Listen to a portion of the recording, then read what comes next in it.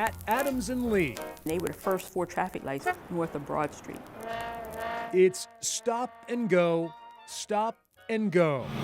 day after day. There was no traffic light there. A routine one-citizen cop Yeah, it looks like he's looking over that intersection. has been orchestrating for nearly 80 years. Bill Robinson, the dancer affectionately known as Bojangles, the man with lightning-fast feet and an electric smile, relished the bright lights of America's biggest cities, but he never forgot about his native River City. I started on the stage from Richmond, Virginia. Because a lot of folks don't know that he came from here. Robinson was born dirt poor on North 3rd Street in Richmond's Jackson Ward in 1878. Between shelling peas at 17th Street Marketplace, the orphan boy with the funny nickname danced on sidewalks for pennies. He felt he had a God-given talent. That talent turned heads, and as a toe-tapping teen, he found work with traveling minstrel shows. But as vaudeville declined, jobs dried up. Robinson returned to his hometown. While waiting tables at the Jefferson Hotel, an agent who saw him cutting a rug invited him to New York City.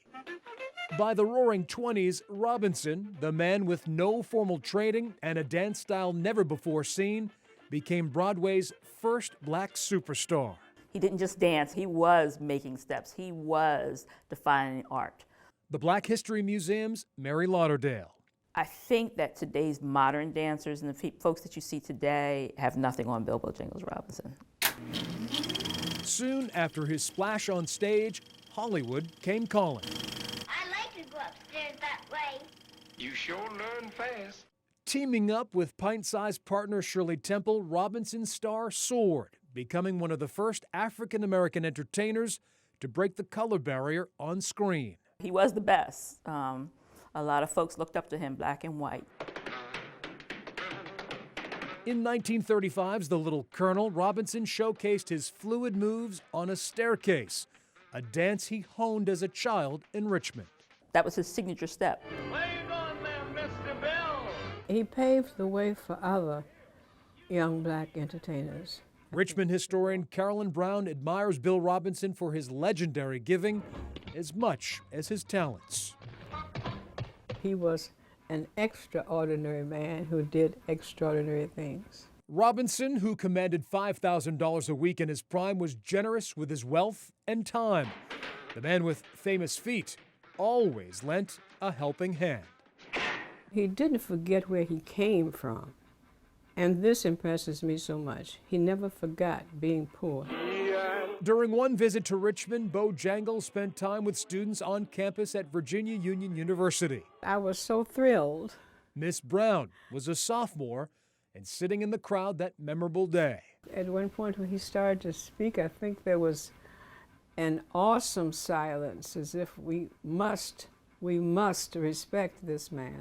During his most famous return visit to Richmond in 1933, Bojangles would leave a lasting impact on Richmond. He was an entertainer, but he was also a humanitarian.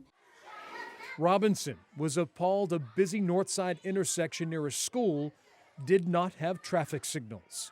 The very next day, he went down City Hall and told the mayor he was going to pay to have traffic lights put there.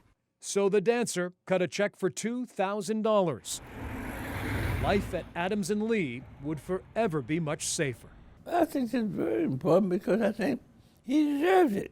In the early 1970s, members of the Astoria Beneficial Club set out to immortalize Richmond's native son, who gave so much of himself. Well, we felt that he should have been honored.